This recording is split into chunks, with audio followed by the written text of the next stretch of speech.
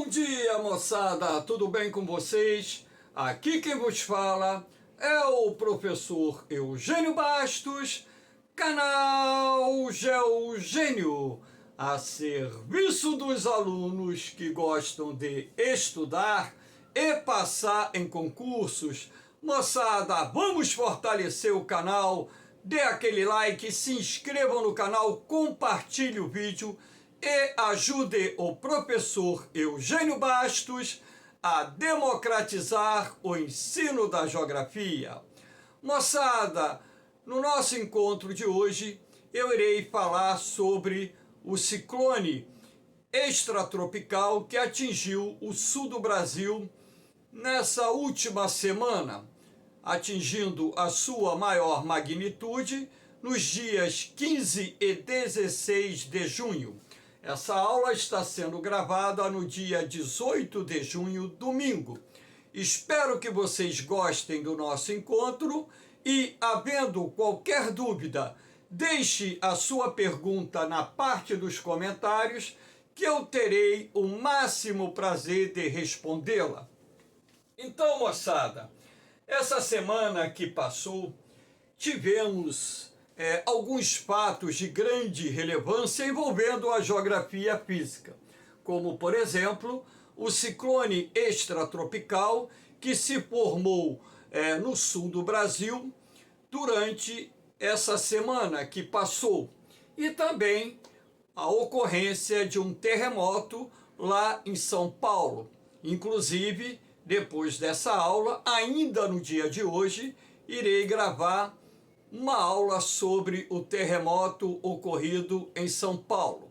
Então, moçada, para iniciar nosso encontro, temos essa imagem aqui e, na verdade, essa tonalidade laranja avermelhada significa, o ciclone extratropical que se formou aqui entre Santa Catarina e o Rio Grande do Sul.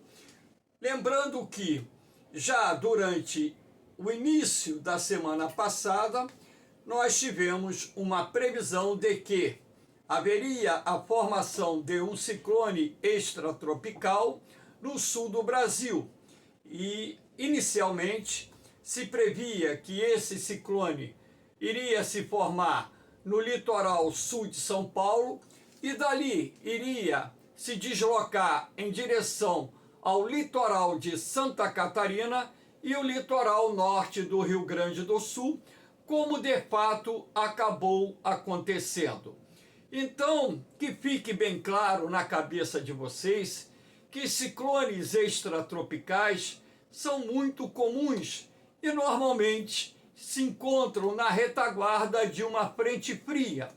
Lembrando também que no outono e no inverno são mais comuns o ingresso de frentes frias com maior intensidade no território brasileiro e dessa forma também torna-se bastante comum o surgimento ou a formação dos chamados ciclones extratropicais. Na verdade, o que não é tão comum, é a formação de um ciclone extratropical no litoral sul de São Paulo, no litoral de Santa Catarina, uma vez que normalmente os ciclones extratropicais se formam no litoral norte da Argentina, no litoral do Uruguai e no litoral do Rio Grande do Sul. Mas também não é tão comum, mas também não é incomum que se forme de vez em quando um ciclone extratropical no litoral de São Paulo, no litoral de Santa Catarina. Que fique bem claro isso na cabeça de vocês. Na verdade, eu tenho aqui essa sequência de imagens do IMET, o Instituto Nacional de Meteorologia, imagens de satélite, para mostrar a vocês o seguinte: no dia 13 de junho, nós tínhamos uma frente fria que se deslocou para o território brasileiro. Então, sendo assim, na terça-feira da semana passada, nós tínhamos aqui essa faixa branca retratando a frente fria que se deslocou do sul do continente e na retaguarda um centro de alta pressão com 1031 milibares, ou seja, uma pressão bastante elevada, uma pressão atmosférica bastante elevada, trazendo aqui na sua retaguarda uma massa de origem polar que inclusive foi responsável pela queda da temperatura na Argentina, no Uruguai, no Rio Grande do Sul, Santa Catarina. Nós tivemos temperaturas bem baixas, bem próximas de zero, e na região serrana, inclusive, em alguns pontos tivemos temperaturas negativas. Então, a previsão inicialmente indicava que essa frente fria iria avançar pelo território brasileiro, uma frente fria que, inclusive, com o seu centro de alta pressão polar de origem continental, que iria também causar, assim como causou, a queda da temperatura na região centro-oeste, no estado do Mato Grosso, e também na região norte, Rondônia, Acre, registraram uma queda bastante acentuada da temperatura. Mas o que aconteceu, na verdade, é que essa frente fria, apesar do seu ramo no interior ter alcançado a porção sudoeste da Amazônia, ela sofreu um bloqueio e ficou estacionada aqui entre o sul e parte da região sudeste, estendendo-se aqui pela região centro-oeste. Então, esse bloqueio atmosférico que impediu o deslocamento dessa frente fria fez com que essa faixa de nuvens se estabelecesse durante vários dias sobre parte da região sul, sudeste e centro-oeste do Brasil. Lembrando que também tivemos um ramo dela, uma parte dela, que chegou a Rondônia e no Acre.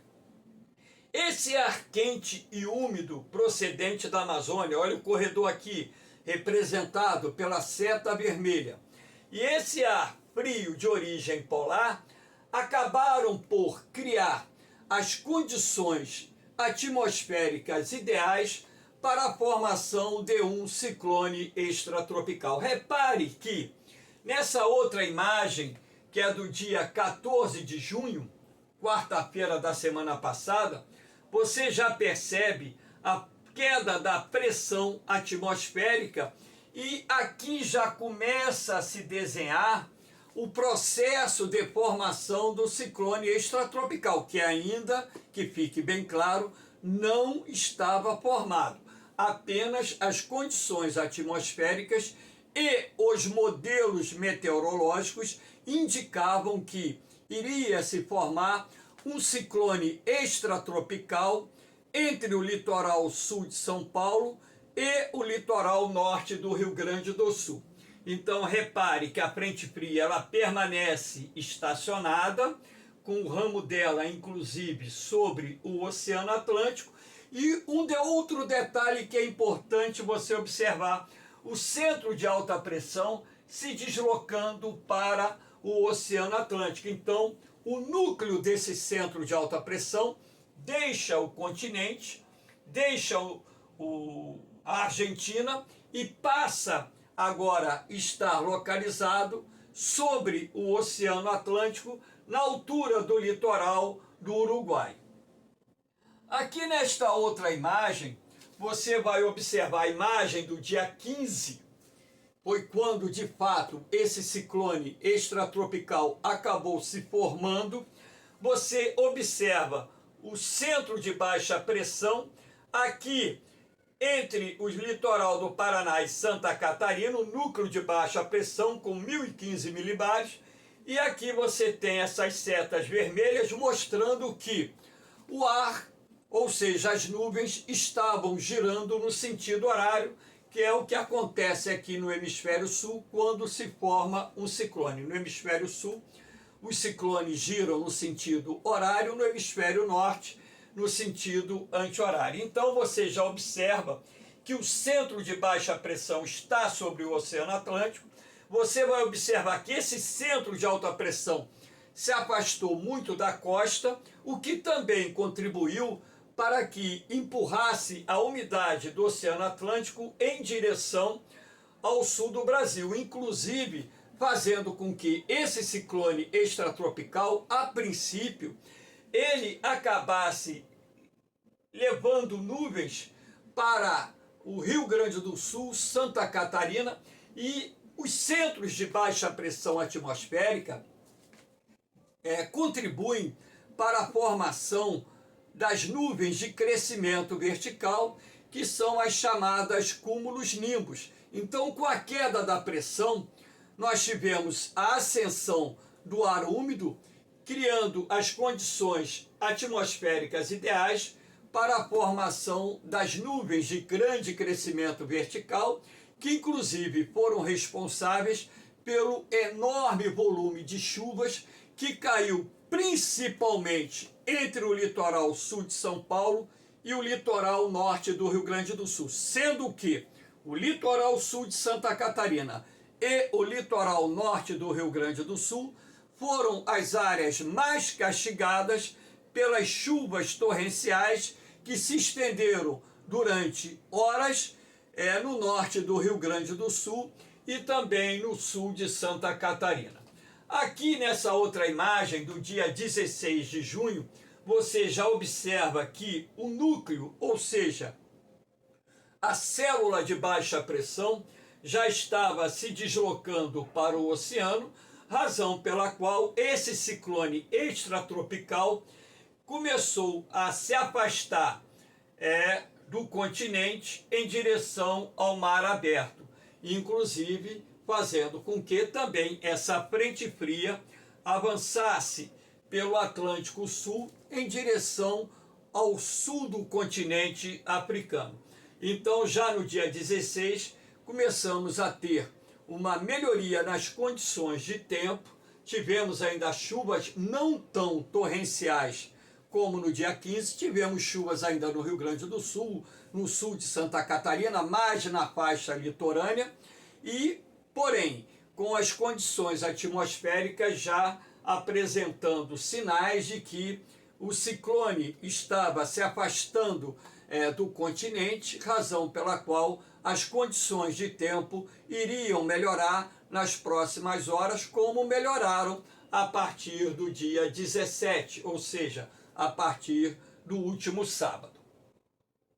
Aqui nós temos essa imagem, mais uma vez ampliada, para mostrar o potencial desse ciclone extratropical. Então aqui você tem esse corredor de ar quente úmido que veio da Amazônia, aqui o centro de baixa pressão, o olho do ciclone e aqui o movimento giratório no sentido horário das nuvens, que inclusive foram responsáveis pelas chuvas torrenciais que atingiram esse ponto do Rio Grande do Sul, esse ponto de Santa Catarina. Claro que essa imagem aqui é a imagem do dia 16 de junho, já quando o ciclone extratropical começava lentamente a se afastar do continente. E sendo assim, nós tivemos em cima dessas condições atmosféricas atípicas, muita chuva, como nós vamos mostrar a vocês nessa imagem. Então, nesse mapa do Rio Grande do Sul, repare que nós tivemos aqui em Maquiné 270 milímetros de chuva no dia 16 de junho, acumulado, na verdade, do dia 15 ao dia 16 de junho, 270 milímetros de chuva em 24 horas, é um volume de chuva absurdamente alto, com potencial de provocar não só alagamentos, como também deslizamento de terras.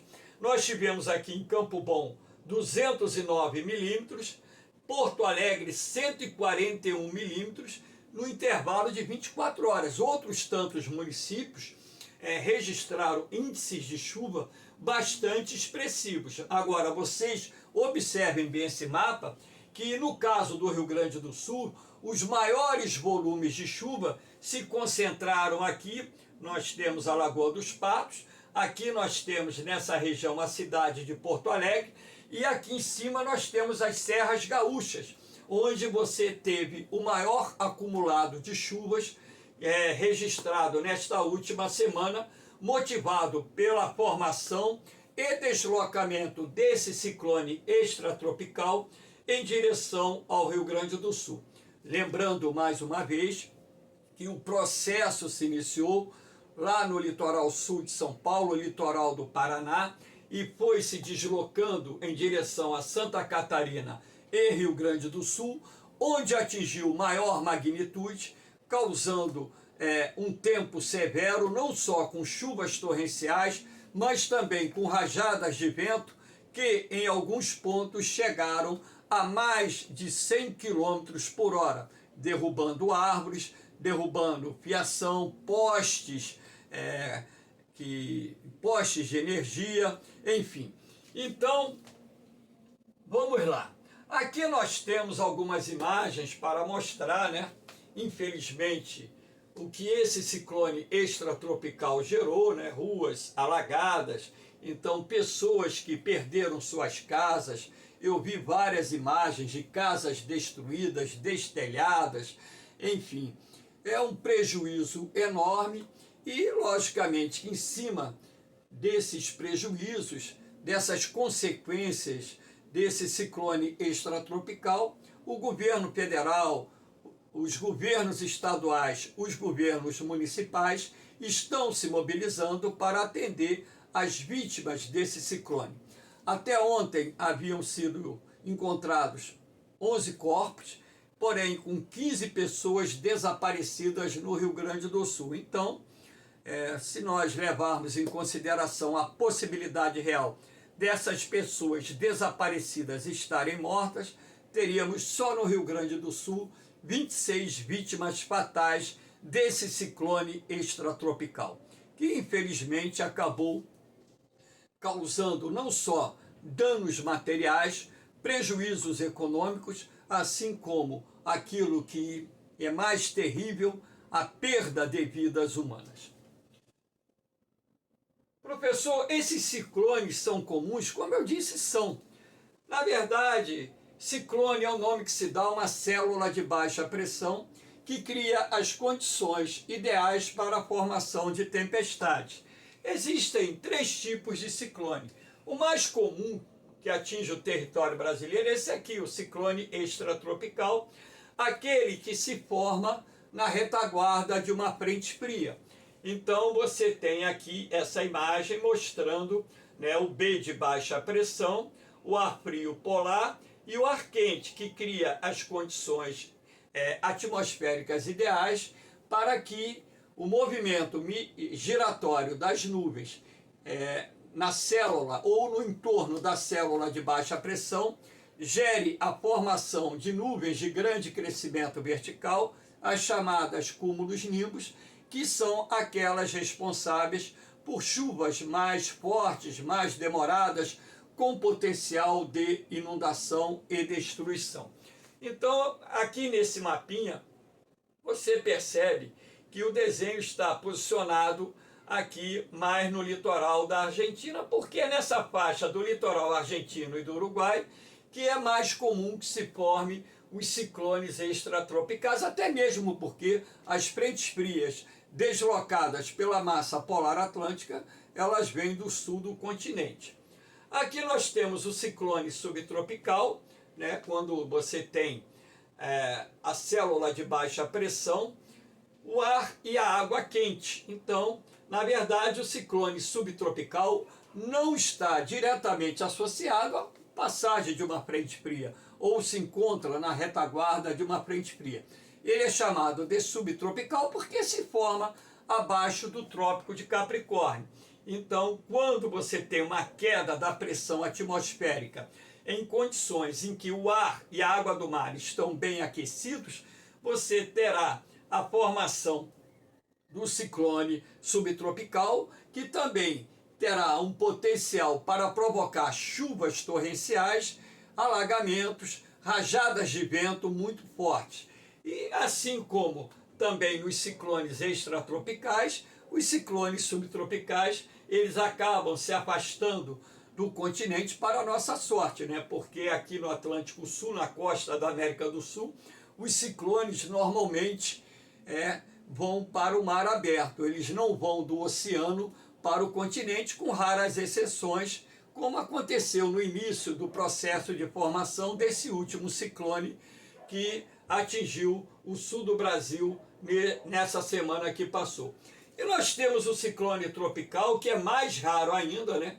Quando a célula de baixa pressão ela se forma na região dos trópicos, né? E você tem, né, a água e a temperatura do ar bastante quente, bastante elevada. Se a pressão atmosférica cair muito, você tem a formação de um ciclone tropical, lembrando que dependendo da categoria desse ciclone, do processo evolutivo desse ciclone, você poderá ter a formação de um furacão, como aconteceu, se não me falha a memória, em 2004, com o furacão Catarina, que foi o primeiro furacão, pelo menos, né, estudado pelo homem e atingiu o território brasileiro. O furacão Catarina se formou em março de 2004, atingiu o norte do Rio Grande do Sul, sul de Santa Catarina, na categoria F1, com um potencial de destruição enorme, com ventos acima de 150 km por hora,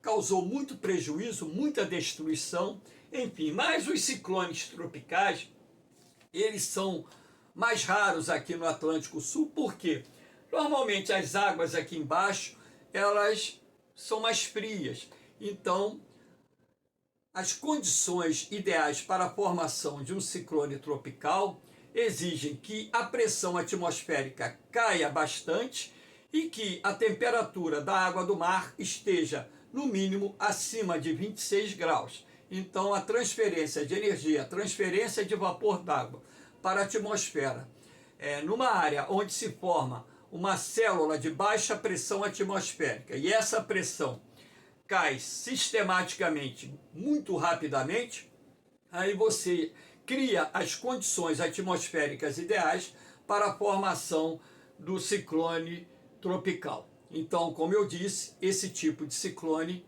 é mais raro em território brasileiro, sendo muito comum os ciclones extratropicais. Então, moçada, o que eu queria dizer a vocês, que isso que aconteceu no Rio Grande do Sul, Santa Catarina, acontece várias vezes durante o ano.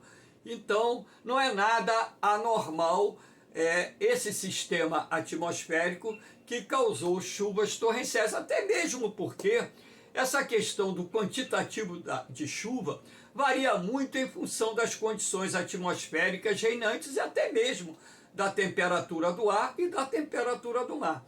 Então, essa sazonalidade, entre aspas, que gerou esse grande volume de chuva lá no sul do Brasil, pode se repetir, vai se repetir. Agora, quantas vezes a gente não sabe, porque as condições atmosféricas são variáveis ao longo do ano, ao longo dos anos, enfim. Então, moçada, espero que vocês tenham gostado do nosso encontro. Dê aquela força, dê aquele like, compartilhe o vídeo, ajude o professor Eugênio Bastos a democratizar o ensino da geografia. O canal Geogênio ele foi criado com essa finalidade, democratizar o ensino da geografia.